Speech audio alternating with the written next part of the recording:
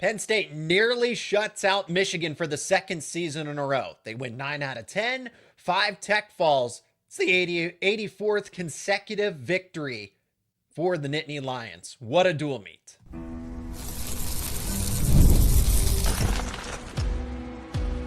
You are Locked On Nittany Lions, your daily podcast on the Penn State Nittany Lions. Part of the Locked On Podcast Network, your team every day.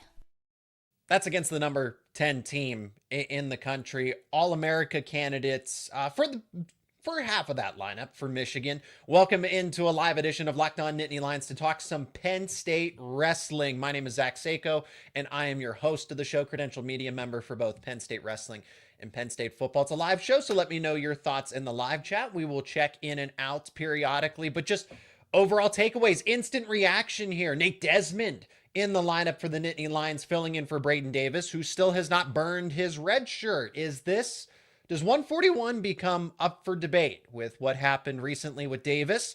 And Desmond continues to just improve each and every time here.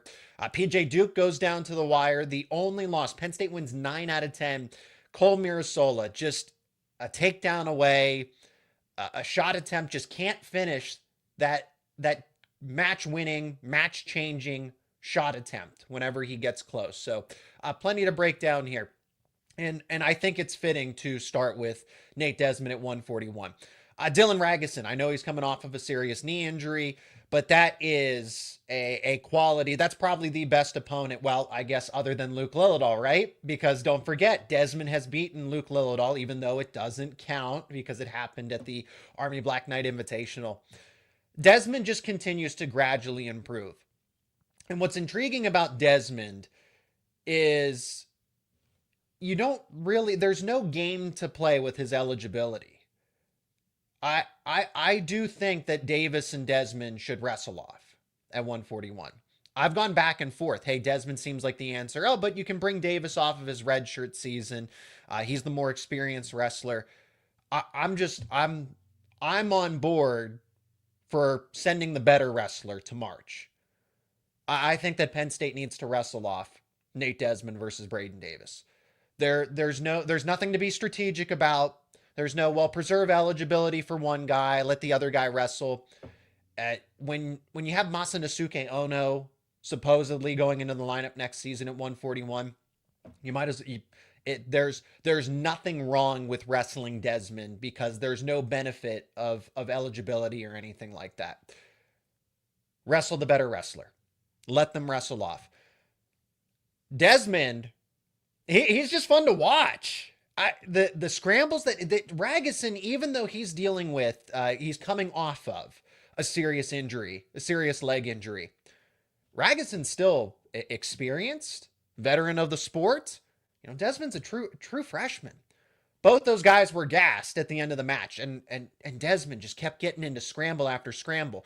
Ragusin is technically sound. He's crafty. He nearly had Desmond in a headlock, but Desmond able to get the match-winning takedown in sudden victory.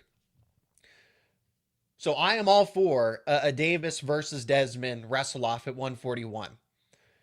And it's close. Because Desmond's only going to get better. He hasn't been wrestling at 141 for a long time. And that's a disadvantage. But as he continues to focus on that weight, continues to build up his strength, because I think you noticed, Ragusin was the stronger wrestler, but Desmond he ended up being the more acrobatic wrestler because, again, he would just go through those scrambles. You do not want to get into a scramble fest with Nate Desmond. Ragusin tried to win on strength alone and just said, all right, I can take him to sudden victory. I can win this one. But every single time, it was Desmond with nifty defense or one of those moves that Ragusin just couldn't keep up with in a scramble. So I liked everything I saw from Desmond. I would hope that they send the better wrestler to Big Tens and NCAAs. Have those two wrestle off. I think it's the right thing to do. I want to pivot to PJ Duke. PJ Duke and Cat Trabone. Those are two New York studs. I do not look at that one and say, well, PJ Duke, we should have some concerns here about Duke. What's going on? This is a close match against a fringe top 15 wrestler. That's not it at all. These two know each other well. The last time that they wrestled, it was 2-1. I don't know. I don't want to misspeak and say that it was in the championship or something like that. It was a 2-1 match when they met at the high school level. Catcher Bone just knows PJ Duke well, and that's a talented wrestler. I think he's extremely underrated. So for them to go 12-10 like that, and a points fest, takedowns, these are good moments for PJ Duke. I think because of the pedigree that Duke comes in with, that these kinds of moments are necessary for a true freshman. Go on the road. How do you bounce back from a match that doesn't really go in your favor? However you want to frame it. You lost to Antrell Taylor. That was your first collegiate loss. How do you bounce back from that? That's still something you need to prove as a competitor overall. I don't care if it's PJ Duke. I don't care if it's Marcus Blaze. Marcus Blaze is still undefeated, right? So maybe, right? How soon do we see that set up for Blaze? My point being is that Duke getting in these situations it is a good test for him individually, and he passed the test. 12-10, didn't let anything bother him. Catcher Bone gave him everything, literally everything he could handle. And he still, my favorite sequence was Duke he was just frustrated. I have no idea what switch flipped in that moment, because Catcher Bone gets the takedown. I'm not sure if PJ Duke wasn't just paying attention, or he thought if it was going to be a head fake or something.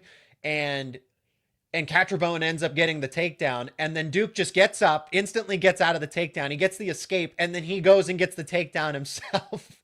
That sequence of takedown, escape, takedown was, you blinked and you would have missed it. But that's the kind of wrestler that Duke is. I will never count him out. My favorite thing to see from Duke is just how quickly he responds when he is down. He does not waste any time.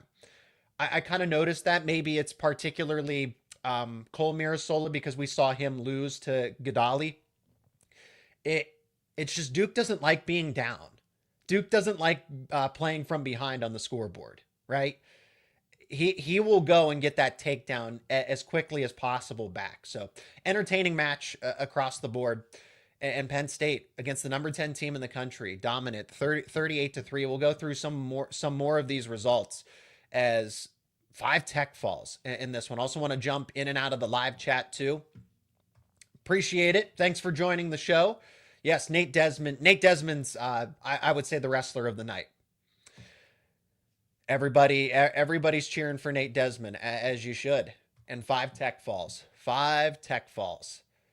That's going to be the debate. And I'm eager to talk to Cale Sanderson at the next media availability to figure out what Penn State's plan is. Because Cale is going to give us a direct answer and say, yeah, there's going to be a wrestle off, or this spot is up for grabs.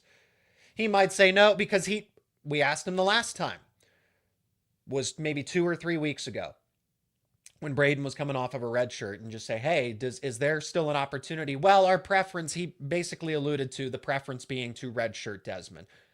But is that now going to change with what we saw?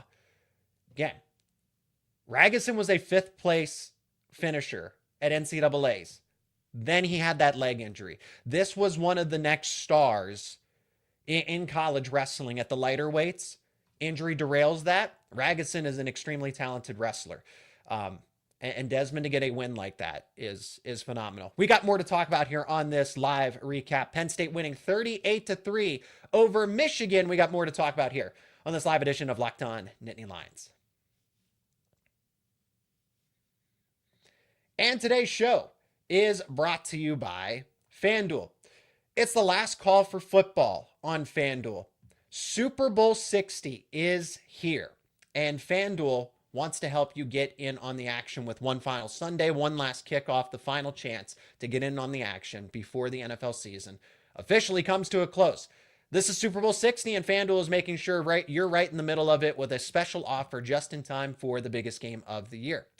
Whether you're backing the favorite, you're going with the underdog, or you're building one last same game parlay, this is the game everyone's been waiting for. This is where predictions turn into plays, stats turn into storylines, and every snap feels bigger. It's the perfect way to cap off the season and make the Super Bowl even more exciting from kickoff to final whistle. If you're a new customer, bet just $5 and you will get $200 in bonus bets if you win. Make it count because after the Super Bowl, season's over. Last call for football on FanDuel, an official sportsbook partner of Super Bowl 60. Visit FanDuel.com to get started. Today's episode is also brought to you by TurboTax. It's tax season, and TurboTax is here to help you. Don't let tax season take over your life. It doesn't have to. This year, TurboTax is making it easier than ever just to hand things off and move on with your day. With TurboTax full service, you can have your taxes done for you by a trusted local expert, start to finish, without the stress or the guesswork. Instead of spending hours trying to figure out forms, you can meet with a local TurboTax expert in person or just connect online. They handle everything from W-2s to self-employment forms and work to get you every deduction. You can upload your documents, go about your day, and get updates right in the TurboTax app. It is a huge time saver and gives real peace of mind knowing an expert is handling all of it. For a limited time, you can have your taxes done by a local TurboTax expert for just $150, all in if a TurboTax expert did not file for you last year. Just file by February 28th. Take taxes off of your plate and get back to your life. Visit turbotax.com/local to book your appointment today. 38-3 is the final. Penn State 84 dual meet victories in a row. That's just something that's just like, yeah, you just pass over it. You just gloss over it. It is what it is. It's Penn State wrestling, right? Same thing. Top 10 team in the nation. And they win 9 out of 10, 5 tech falls, and nearly shut out Michigan for the second season in a row, right? Michigan is supposed to be one of those teams. The Big Ten has definitely seen somewhat of a reset here, right? With Iowa taking a step back, Michigan taking a significant step back. They were in Penn State taking a significant step forward, right? This isn't just, oh, the Big Ten's getting worse. Penn State's getting so much better. But it's also Michigan. We can say this for a fact. Hey, Ohio State, we might as well start talking about Ohio State earlier. We'll get to that in segment 3 and get your thoughts in the live chat again as well, right? I'll be back in the live chat soon enough because I want to talk about some of these other results here, right? Let's pick back up 125, just going through the results. Lilidal over Sotelo, 21-6. That was the first tech fall. Marcus Blaze, 17-2 over Botero. Another tech fall, and then Desmond getting Ragusan in sudden victory, 8-5 decision. Van Ness, that last time they met, so Van Ness is a tier above Lackland McNeil. But to see the margin get further apart, to go from 7-2 in NCAAs to now 9-1. So it's decisive there. That's a major decision for Van Ness against McNeil. Duke and Catrabone, one of the better matches from just overall this season across the board. One of the most exciting ones from Penn State's perspective, 12-10. Messenbrink business as usual, 20-5 over Gates. Haynes and Bo Mantanona. Haynes broke Bo Mantanona. Mantanona, that was a match that I was excited for because I think the Mantanona brothers have strong futures for Michigan, right? I still think the best is yet to come for those guys, but Levi Haynes is just so much better at this point. He broke him down. Mantanona had no answer. He was gassed.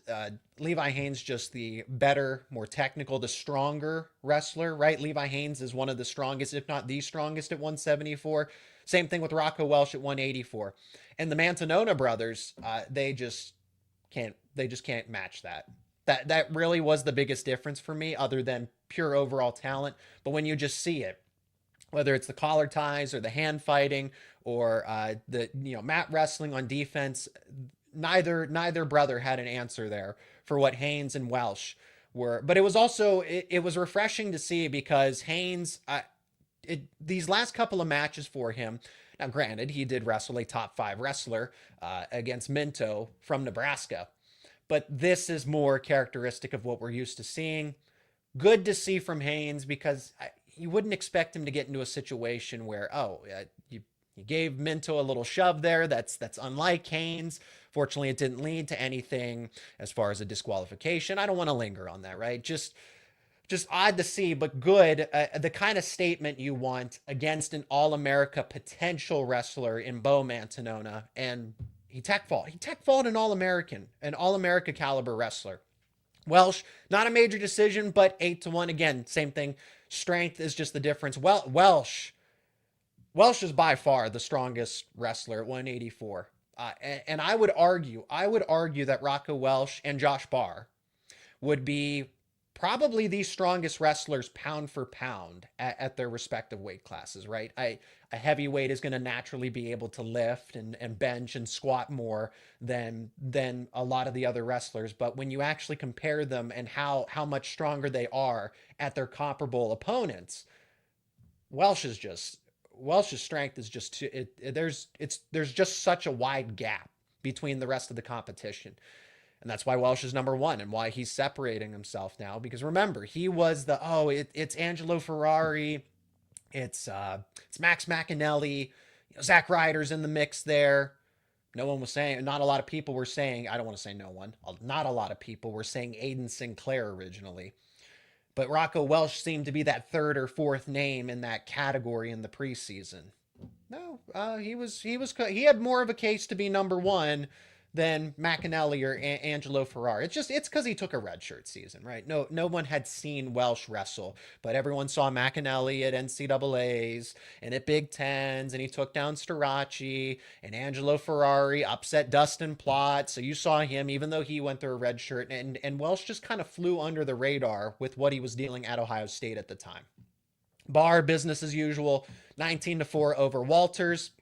Gadali against Mirasola. This is the one that if Penn State was going to lose any of them, it was going to be heavyweight because Gadali is a title contender. Veteran in this weight class. It's a deep heavyweight weight class. Mirasola, though, kind of the same assessment that I've had. He's one takedown away. He's one. I mean, he almost had a couple ankle picks. I don't know. I don't know that he should be taking bottom in these instances when he gets choice after the first period or after the second period, whatever have you. Just the mat wrestling when he's on bottom, it's a disadvantage. He's going to win these matchups on his feet. And I don't know how it would have changed the outcome of this one, but I thought that, hey, maybe Mirasola should just cut Gadali right away and just go to wrestle this one and see if he can get a takedown or two, because you are running out of time. Mirasola nearly had a third period takedown, but guess what? When you have 5 seconds on the clock, you're probably not going to get it. Mirasola is best when he's on his feet. And I imagine this is again from the perspective and the belief that Penn State somewhat does this intentionally, that they want Mirasola to be challenged.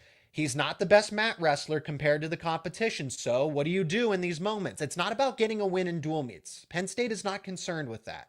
They want to see how you do when you are wrestling from a disadvantage. This is essentially an extra practice. It is a glorified practice. I wonder when Big Tens roll around and when NCAAs roll around that Mirasola probably chooses neutral more often than not. But right now, it's good to get this experience against Gadali when it doesn't cost you anything. It's a learning moment. It's a teachable moment. But clearly, this is the kryptonite for Mirasola. You can beat Mirasola more often than not when it's 2-1. You secure the riding time point, and you just try to wear him down. Mirasola needs to win matchups on his feet. We know this. We know this, right? That's just his strength. And I think he will play more to his strengths when we get to the postseason. All right, I want to jump back into the live chat as well and talk more. I see the comments. A lot of them are initially Nate Desmond because, yeah, hey, he is our wrestler of the night. Other thoughts? We can start talking about Ohio State. I know they are underway with Iowa. When I get done here with the live show, I'm definitely turning that one back on. So we got more to talk about here. Penn State versus Ohio State, plus your thoughts in the live chat. That is coming up next here on Locked On Nittany Lions. And this episode is also brought to you by Mazda. This is Mazda's moving the game forward. For those who show there's more to the score than just what's on the screen. So this segment is devoted to a wrestler, a player, a play, a fan, a coach. I got to go with Nate Desmond, and I think all of you would agree. Nate Desmond certainly had the match of the night. in and out of the lineup. Again, spot starts because is he going to redshirt? Is he not going to redshirt? And for him to come off the bench cold, Desmond against a veteran, experienced starter in Dylan Ragusin goes to sudden victory, gets into a scramble, and nearly gets into a headlock and almost pins, somehow able to fight out of it and gets the takedown for the win 8-5. Desmond continues to get better week in and week out. And these moments remind us of what it really takes to raise the bar. It's the extra work on and off the mat, the court, the football field, you name it. Dialing in every detail, giving it that extra fire, the grit, and that I never quit. Mazda puts the same passion into every model. Highlights make the reel. What it took to get there makes it count. There's more to a Mazda because there's more to you. That's Mazda. Move and be moved. One final segment here on this live edition of Locked On Nittany Lions. Again, I want to say thank you. Thank you to each and every one of you for joining me on a live show. It's a Friday night. I'm sure people have plans, other things that you could be doing, and to spend it here for a half hour, give or take, means a lot to me. So I want to catch up and see if I missed, because I always lose my spot, right? Always lose my spot in the comments section. We're on the same page here that Cole was oh so close with a takedown, and that's been the difference here. Cole's only going to get better. I'm not... He is a first-year heavyweight in the starting lineup. I know he went through the redshirt season. Greg Kirkfleet went through the same thing. Was Greg Kirkfleet a national title contender right out of the gate? He was not. He was a 197-pounder that bulked up, and I know Cole was bigger coming into... He was wrestling around 215, right? He was the 97 kilo, if I'm not mistaken, 97 kg wrestler for most of those freestyle tournaments. And then he's getting closer to 230 each time. So he just needs to build up his strength. He's going up against Gadali, who's what, a fifth-year wrestler, a sixth-year wrestler at Michigan, transferring in. He's a former All-American. It's not like he's going up against competition. I've said it before. Cole has had the most helpful stretch of wrestling because week in and week out, he's facing All-America contender after All-America contender after All-America contender. Guys are picking up ranked wins. Don't get me wrong. Blaze has a number of ranked wins. Welsh has certainly been tested. Haynes, Messenbrink. But we're not seeing these, hey, this could be a quarterfinals matchup, right? This could be to be determined with Cole, right? Could he make a semifinal? I think if you catch lightning in a bottle, potentially. But it also depends on the matchups here, right? He beat a Ben Keeter. He's 2-1 against AJ Ferrari. He's a takedown away against Gadali if he can get the scramble, right? He nearly had Gadali, twice? That is a veteran wrestler who is a title contender, and Mirasola, right? If that was an 8-2, or if it was a major decision, right? Two or three takedowns separated Mirasola from Gadali, I'd be a little more concerned. But this heavyweight weight class is extremely deep. So I think that we could see Mirasola end up on the podium. I mean, it's absolutely, it's almost random at this point who's going to be the top 8. Younger Bastida looks like the pending champion, but I wouldn't even say that.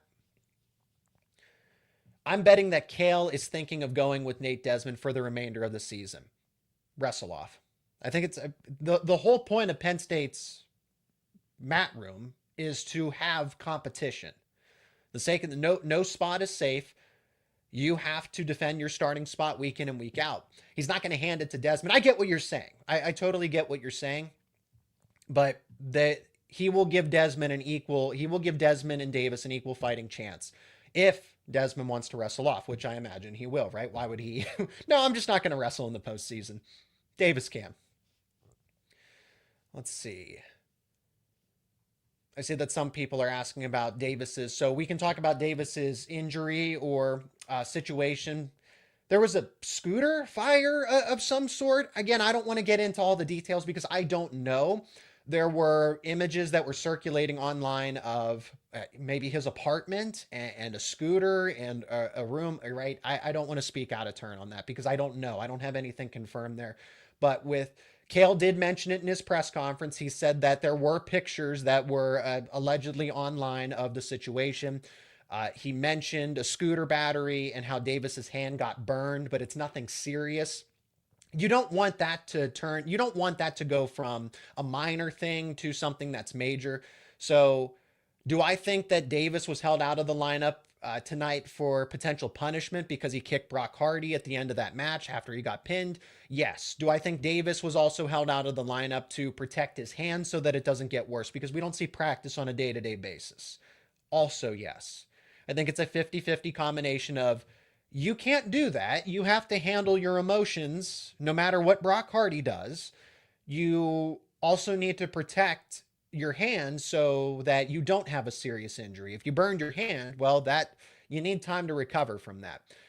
What is unfortunate here from Davis's perspective is that you need matches. You need to get into you need to get back up to the standard. You can't have weekends off, and you're running out of time. You have Ohio State and you have Princeton left, and then that's it. So since Davis was most likely going to redshirt, plans changed. Every match is high priority because you need them going into the postseason.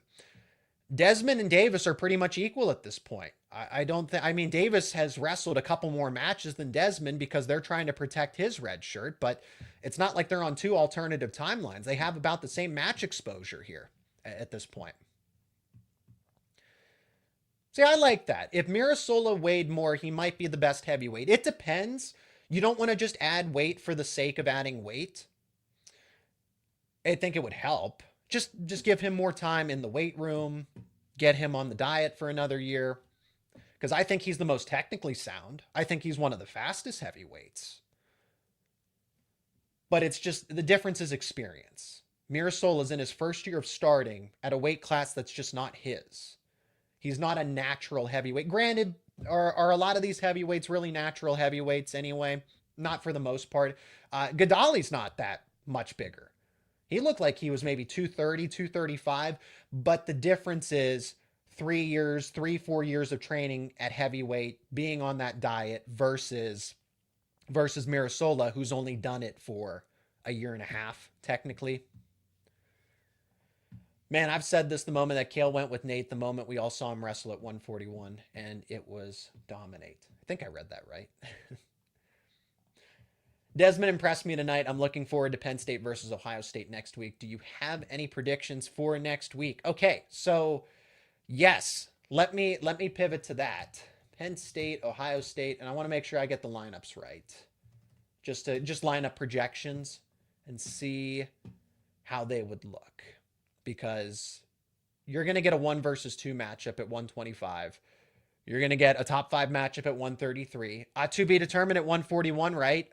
They could wrestle Desmond against Mendez. In theory, they could, because Desmond would not burn his red shirt. That would be his 5th date. So Desmond could be in the lineup, and that wouldn't be, you could take it as an indicator that, oh, they're going with Desmond over Davis for the postseason. Not necessarily. Desmond, maybe this is another prove it moment for Desmond if they're going to go in that direction. Shane Van Ness would be favored over Ethan Styles at 149. You have PJ Duke and potentially Brandon Cannon. I'm not familiar with his injury, but Cannon, if he's not in the lineup tonight against Iowa. So if Cannon is in the lineup, that's potentially a top 5 matchup.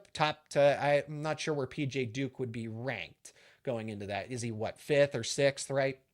We'll call it. It's a top 5 matchup. We'll call it a top 5 matchup. Messenbrink against Patty Gallagher. Levi Haynes against Carson Harchla. Rocco Welsh against his replacement, Dylan Fishback. That would be a good one. Josh Barr against Luke Geog. And then Cole Mirasola, once again, against an All-America contender in Nick Feldman. As far as initial predictions go, I mean, Penn State should continue the winning streak.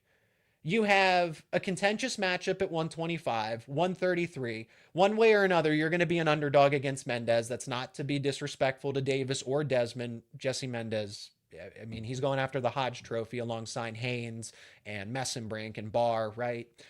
Van Ness would be favored at 149. If Brandon Cannon's not out there, PJ Duke would probably get bonus points at 157. Mitchell Messenbrink, bonus points at 65. Levi Haynes, he's beaten Harshla before, but Harshle's still a really good wrestler. That one's going to be decided by a takedown. But I would favor Levi Haynes. Rocco Welsh, hey, Dylan Fishback is good. And I think that one's a fight, but same thing, Welsh wins by decision. Barr, bonus point potential, could get a major decision there. And then Feldman would be favored against Mirasola. So the ones that I favor for Ohio State are 141 and heavyweight. Nick Bazakis, that's a coin flip against Lillidahl. You would need, for the Ohio State dual meet, you would need a lot of those lightweights to go. And I guess I shouldn't just totally look past Blaze and Davino, right? That one's another coin flip. Ohio State would basically need to sweep the first three weight classes for this to really go in their favor. You would need a win at 125. You would need a win at 133, and then 141 would be what it is. You would, if you're Desmond or Davis, you don't want it to get into bonus point territory, right? But after that, win for Shane Van Ness. I'm favoring PJ Duke one way or another. The difference is bonus points at 57, especially if Cannon's coming off of an injury. Mitchell Messenbrink, bonus point potential there at 65. I favor Haynes. This is where Ohio State could put. So that's what I'm saying about the dual meet, is that you would need everything to go into your favor if you're Ohio State. You would need to win the first three in a row and possibly get bonus points. And then you would need one that's not yours to go in your favor. You would need Harchla to upset Haynes. You would need Fishback to upset Welsh, one of those two. Barr's going to get a win. And then Mirasola versus Feldman. So best case scenario in my mind for Ohio State is they win 4. They get the first 3, but I'm not picking against Lillidahl. I'm not picking against Blaze either. Right? That's what I mean. You need all of those 50-50 bouts to go in your favor. And it would surprise me if Haynes loses to Harchla. It would surprise me if Welsh loses to Fishback. So what other match are they winning? Feldman? Okay, so there you go. Penn State wins 6-4 out of those 10 bouts. If everything goes in Ohio State's favor. But they're going to make it interesting, right? Ohio State, I said this is where I'm going to have to wrap things up because we're past our half-hour mark. Ohio State has nothing to lose. Okay, they're the number 2 team. Penn State's protecting a dynasty, an 84 to an 85 match win streak, right? Everything. Penn State, it has something to protect. But this is why they are where they are, because they don't operate like that. They don't look at the win streak. They don't look at the record. They don't do that. They focus on the process, which is why Penn State has all the accolades that they do. But also at the same time, when you come in as a severe underdog, even though this is 1 versus 2, everyone's going to pick Penn State for the most part. You're going to get some people that say, Ohio State can do it. They can upset them. But still, they're a significant underdog with the success that Penn State has had over the past 5-6 seasons. So if you're Ohio State, you're going to take more risks. And you're going to hope that those risks pay off and they help you. But you can afford to take those risks because you got nothing to lose. What are you worried about? Are you worried about a dual meet win streak? Are you worried about a record, securing a Big Ten title? No. You can get riskier. You can be riskier. And I said it. I want to pat myself on the back here because I hope the everydayers will back me up on this. I have said Ohio State was going to be that stud team to compete with Penn State, not beat them, not overtake them, but in due time, they were going to have the best lineup at the ends at Big Tens and NCAAs after Penn State. I was right.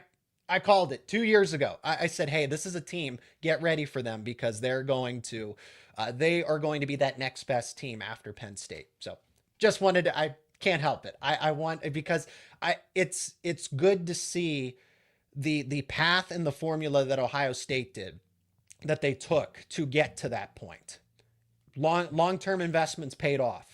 They found wrestlers that had a high upside. They stuck with them, right? Iowa pushed those guys out the door. Ohio State stuck by their diamond in the rough talent, and a lot of them are beginning to peak. And then they hit the portal correctly, aside from Rocco Welsh, right? That was a mistake. But they've used the portal correctly, and then they get guys like Bazakis and Mendez, Ben Davino, right? Et cetera, et cetera.